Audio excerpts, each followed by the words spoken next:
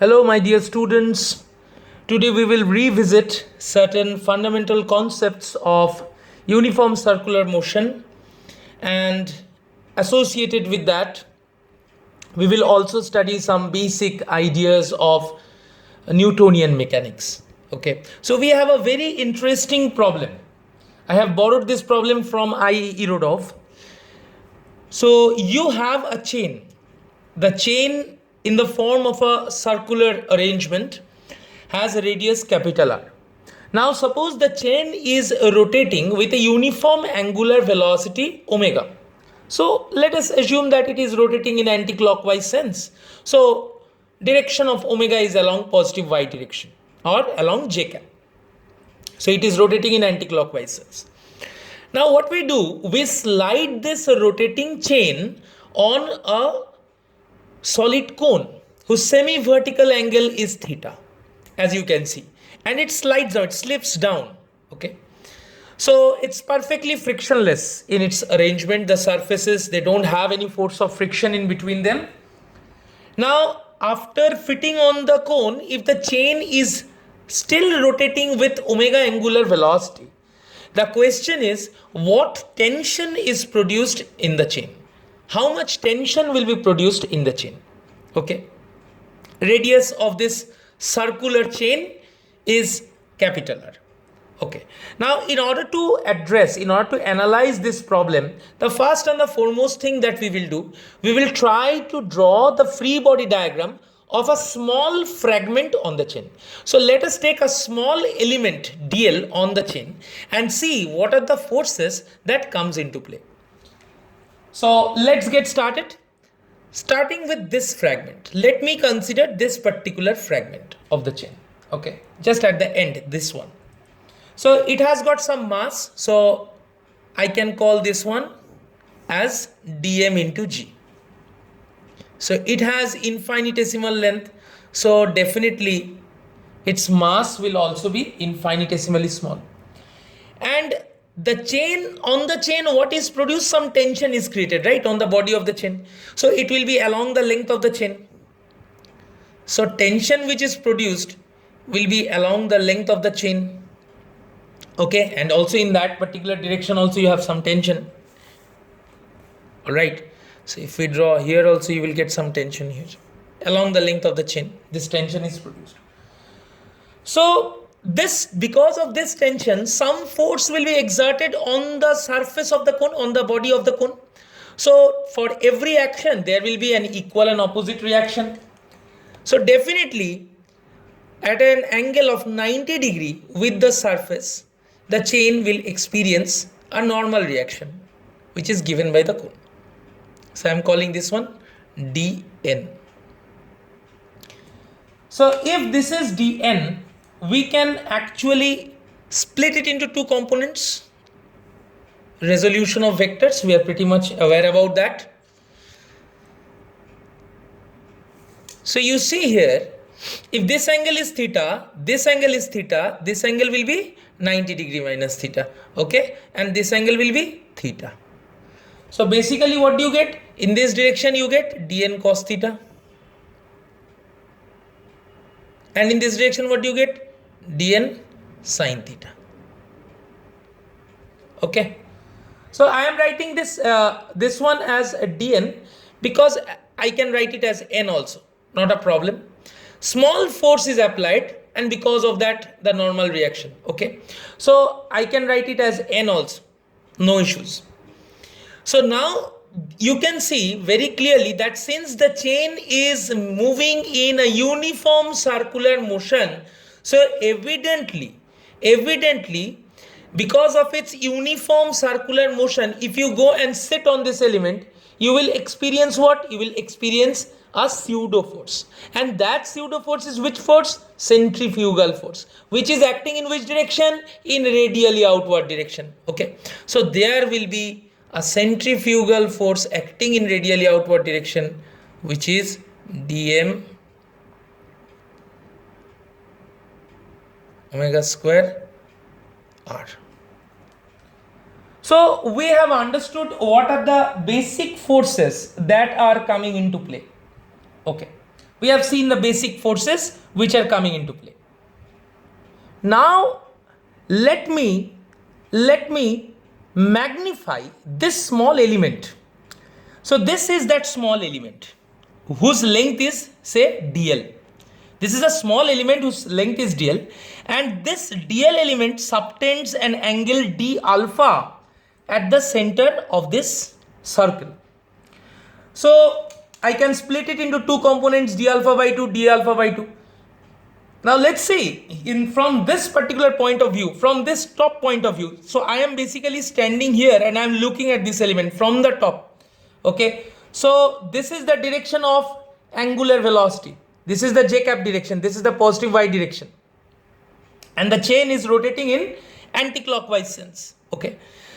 So on the body of the chain, what will act? A force of tension, as we have already known. So this is a force of tension which is acting on the chain.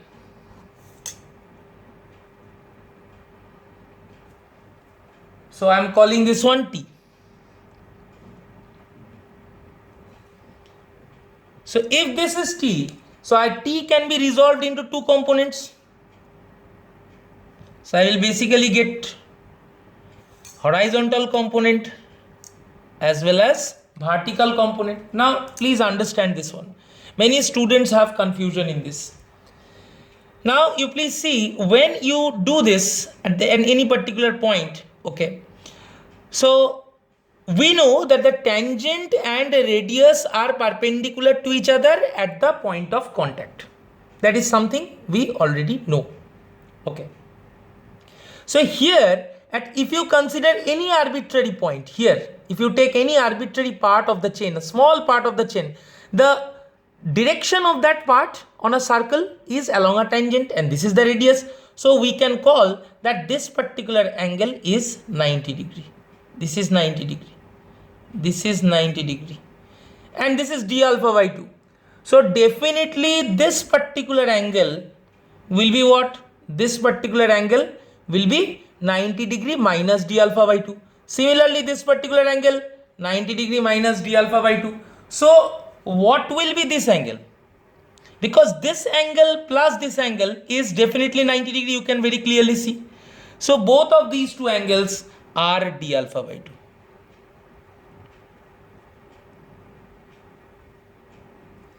So both of these are d alpha by 2.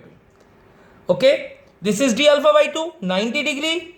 90 degree minus d alpha by 2, 90 degree minus d alpha by 2, and this is d alpha by 2. And trust me, this small part is a negligibly small part. Okay, the gaps that you are observing here, if I draw with a real life diagrams, real life configurations, then this gap will not exist. I have magnified the image. That's why you are seeing these small gaps. Okay, this is smaller than the smallest length you can imagine, an infinitesimally small fragment on the chain. So if this is T, this is T. So in this particular direction, what will you get? You will get T cosine d alpha by 2. And here also what you will get? You will get T cosine d alpha by 2.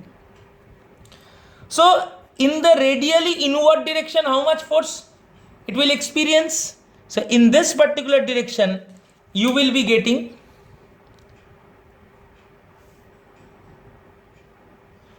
T sine d alpha by 2 because of this tension, and T sine d alpha by 2 because of this tension. So here basically what we are getting? We are getting 2T sine d alpha by 2. So this is the radially inward force. Now definitely it is balanced by this outward force. So basically what is acting in radially outward direction? From the previous free body diagram, we have seen that, and that force is dn cos theta plus dm r omega square.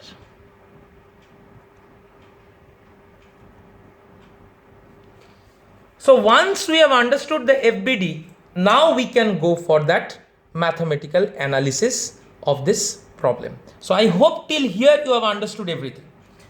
So now what we can say, what we can write? We can write that in equilibrium,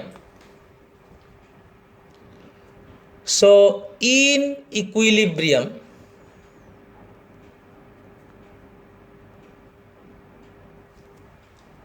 two t sine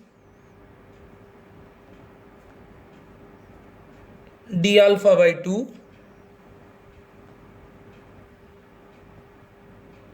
normal reaction cos component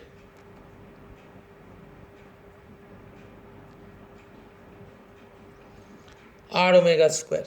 Okay, now you please see this very important idea, that if this angle is very small, as you can see it is d alpha by 2, so as d alpha by 2 is very small, so 2t sine d alpha by 2 can be written as 2t into d alpha by 2. So as d alpha by 2 is very small, okay, it almost tends to 0, so it implies that sine d alpha by 2 can be nearly written as d alpha by 2. You substitute there. Now when you substitute there, what will you get? So it implies 2t d alpha by 2 is equals to dn cos theta plus dm omega square r. So I am calling this one as my equation 1. Now what else can I say? I can say that dn sin theta is dmg. Dn sin theta is equal to dm into g. So what we can say? Again,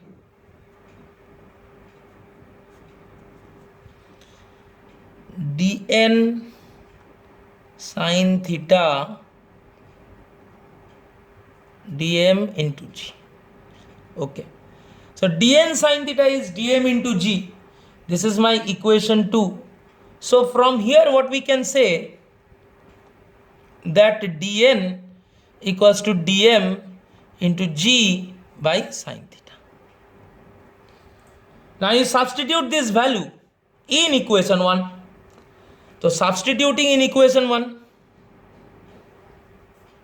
so if we substitute the value of dn equals to dmg by sin theta in equation 1, what will you get? So it will give me t d alpha, already we have, equals to dn will be dmg by sin theta, that means dmg cot theta,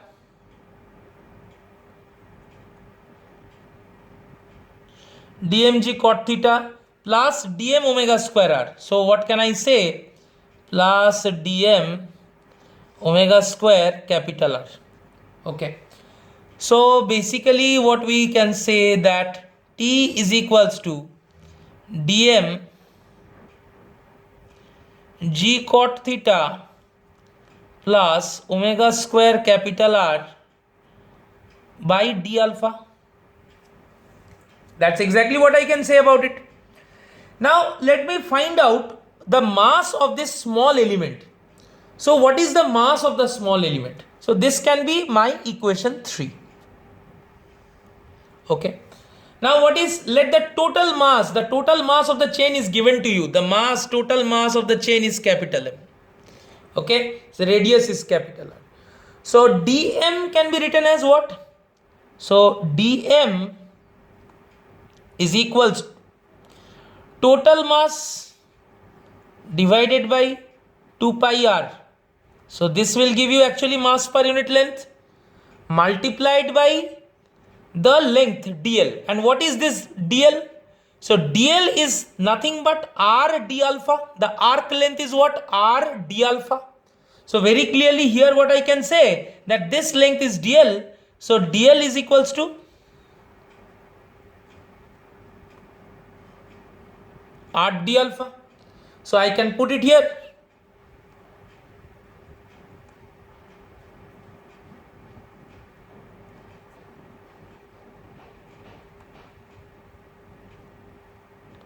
So r cancels.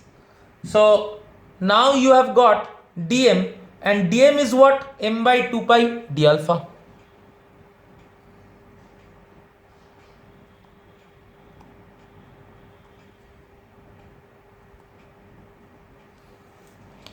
So from here,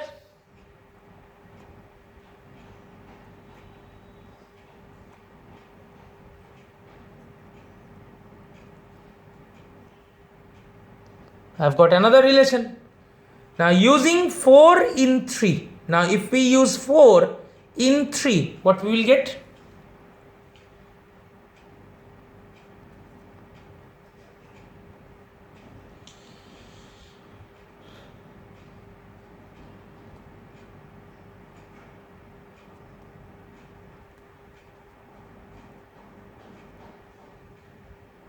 So this is my expression for the tension which is produced in the chain.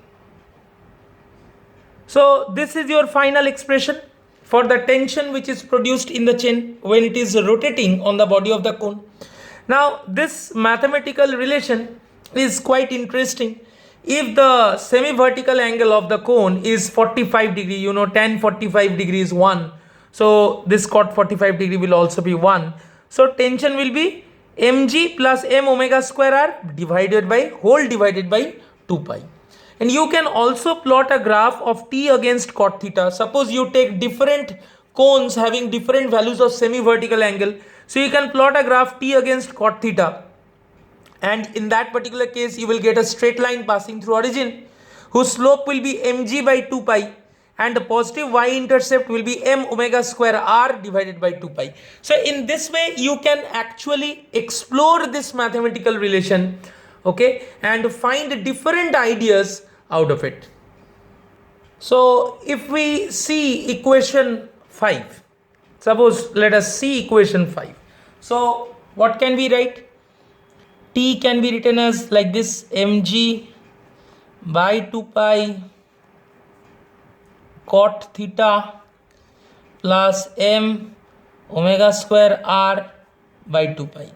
So please find out the analogy. So you are plotting t along y direction, you are plotting cot theta along x direction, mg is the weight of the chain, 2 pi constant. So basically this is constant, so I can write it this one as y equals to mx plus I am getting m omega square capital R by 2 pi, mass of the chain constant, uniform angular velocity constant, radius capital R constant.